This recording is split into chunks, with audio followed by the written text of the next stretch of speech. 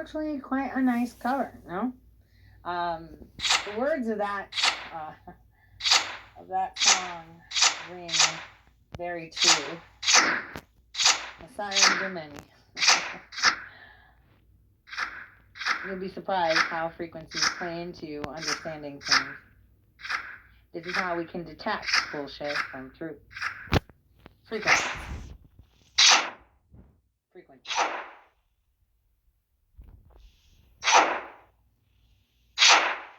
Alright, so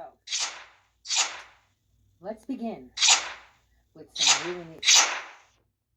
First, we're going to start with the hidden history of the Supreme Court of the United States. I don't know if any of you have delved into the secret history of the Supreme Court. This would be kind of interesting. This is from the Daily Report with John Iadarola.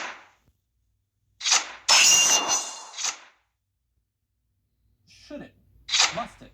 Or is it time for reform? Joining us now to discuss his upcoming book, The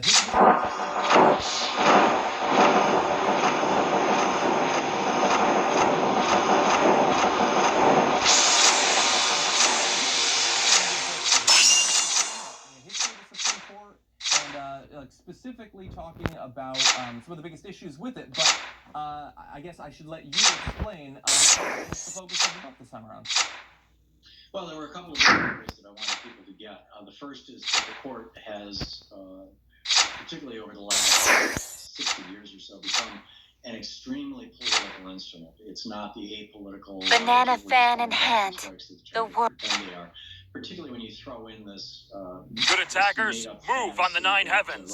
Robert Bork came up with of originalism. We can read the minds of the founders, just like Jimmy Swaggart. Come back to life. Good attackers, move on the nine heavens.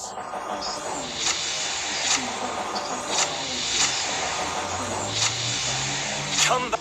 After 6,000 years. Come back to life with Lotus Body, 3 heads and 6 arms.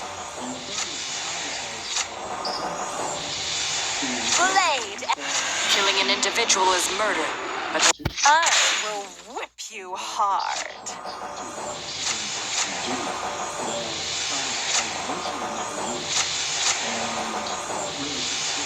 Do you also want the Hot. Hey! Feel this vigorous vitality. Be you. The light of the original Holy Grail awakened. Up to now, I'm Why can I? To war. hide and seek in the sky. Did you see? The spear? I believe in my own sharp. Steal my snacks again, I will let you sleep on the floor. It's very explicit and specific about what the Supreme Court can do. They're the first court of jurisdiction when it comes to international disputes. The first Feel the jurisdiction in debates. Hey, can you squat and talk? This song. But Flower. when it comes to regular law, You want to stay young forever? I am final, but never die. Accept the. Goes back and forth, and eventually it has the buck.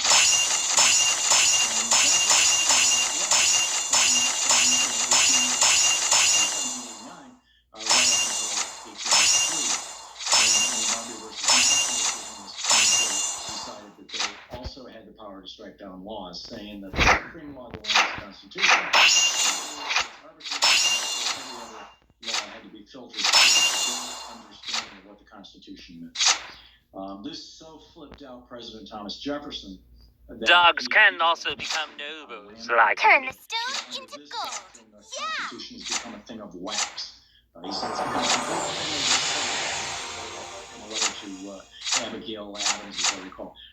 Fellow to say is Latin. I don't have to big apple. I hope you can be more active on the battlefield. This makes it in another letter to this, under this doctrine, this makes the judiciary almost a despotic branch, and so created a huge controversy in the United States. And the outcome of that was that the court backed off. John Marshall never did that again. He was the longest-serving Supreme Court justice in history, and he never did that again. It wasn't until 1856, when the Supreme Court Justice Roger Taney decided that he was going to one slavery problem, and in the Dred Scott decision ruled that all people of color in the United States could be bought and sold freely for tax, and that was right into the Civil War. And famously, Abraham Lincoln said, I'm not going to do it. Yeah. But that's pretty much all they do. Yeah, and I think you did a great job in the book in making the case for how the Supreme Court has almost always sided with the powerful and the wealthy, using that power in others. What are some examples that you'd like to point out that were most consequential? Well, the court over the nominee years, nearly 90 years ago, the Wagner and Labor Relations Act legalized unions. There were a few years there when they were on the side of unions, but starting in the 50s, really in a big way, they just started taking apart unions, and they continued doing that right up to this day. They defend corporations over people regularly. They have always been the very last to defend civil rights on the occasions that they have. And most recently, John Roberts famously gutting the Voting Rights Act, which has led to, massive voter disenfranchisement. The list is long. It's a long list. And look, I know looking forward, a lot of people are worried that even if 2020 leaves us with a progressive in the White House, Donald Trump's appointments to the Supreme Court have left it in a position where it might spend the next 2 or 4 or 8 years overturning key pieces of legislation. And so I know some people are thinking of the possibility of changing that in a number of different ways. One hypothetically comes in this book is Republicans can change the status of judicial review, their ability to overturn legislation. How likely would you say that is to happen? I think that's the least likely. I titled that chapter, and it was based on a memo that John Roberts wrote when he was working for Ronald Reagan, in which he was talking about how they could overturn the Roe v. Wade decision of 73 and the Brown v. Board of 54, how they could overturn those two decisions without having to run through the court and without having to do a constitutional amendment. And he pointed out that Article 3, Section 2 of the Constitution gives Congress the power to regulate the court and to provide exceptions to what it can rule on. So Congress could literally pass a law saying, states have to comply with the Voting Rights Act, and by the way, the Supreme Court may not review this. It would provoke a constitutional crisis because it's not been done before. But that power is explicit in the Constitution, and that's what John Roberts pointed out. Reagan didn't go for it. I don't think he ever thought that he had a majority to be able to pull it off. But that would be one way to control the court. The other is court packing. And we've seen political court packing. Franklin Roosevelt nearly did this in 1937, and he was actually quite popular. The court had struck down child labor laws, unconstitutional. It had struck down long-term unemployment payments. They had struck down parts of the right to unionize. They had struck down, just a whole bunch of good progressive. On my hands, I am for. Is unconstitutional in that court session, and it turns out, and so Roosevelt said, okay, we're going to make every justice over 70 be a justice emeritus, and they don't have a vote anymore. But in aggregate, there were 5 of them at that time. In aggregate, they had 1 vote, and then we'll put 4. On my hands, I am for. He normally didn't have to do that because Francis Perkins had a conversation. His Secretary of Labor had a conversation with the wife of Justice Owens. Banana fan in hand, the world is hot and cold. That was the end of that. But Roosevelt had a lot of popular support for that.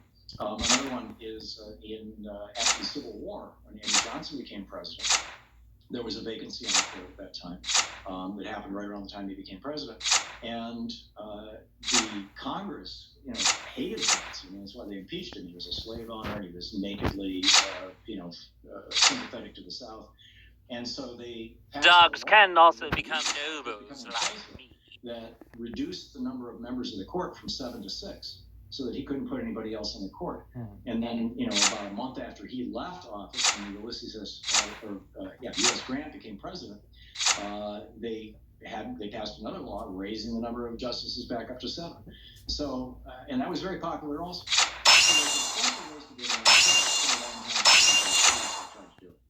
Well, we might be in a period where that sort of thing could be considered. The Supreme Court obviously not closely aligned with the interests of the American people on a number of important issues that are likely to face big legislative pushes over the next few years. So in advance of that, I think that people should definitely take a look at your book and get an idea of the history of this, where it might go from here. The Hidden History of the Supreme Court and the Betrayal of America. I believe it's available October 1st, Tom? Yeah, it's shipped October 1st. You can buy it on online bookstores now, and you can put in a reservation in your local bookstore, too. Awesome. Tom Hartman, thank you, as always, for joining us. Thanks so much. Great talking to you. That was interesting, right? That we have someone who writes about these things. But, you know, so let's just listen to a former justice a couple years ago. What he had to say before we get into the Courageous Go to Escape study. And I think it's starting around my birthday. I said that. You can look it up on CloriaShell.com. So, I'll show you how it started. We're going to see parts of that. But first, let's listen to what, Justice John Paul Stevens said. He spent 35 years on the Supreme Court's most important decisions. Today, at 99 years old, he's still writing and weighing in on some of the country's most controversial issues. Judy Woodruff caught up with Justice Stevens last month. Banana fan in hand, banana fan in hand. The world is hot and cold. Good attackers, move on the nine heavens. Stevens remains one of the titans of American law, owing mostly to his long Supreme Court tenure, which spanned decades. Even in retirement, he has stayed in the public eye, bow tie and all. A Presidential Medal of Freedom in 2012, 2 previous books about the court and the Constitution, published in 2011 and 2014. As he turns 99, the retired justice has written another, The Making of a Justice, Reflections on My First 94 Years.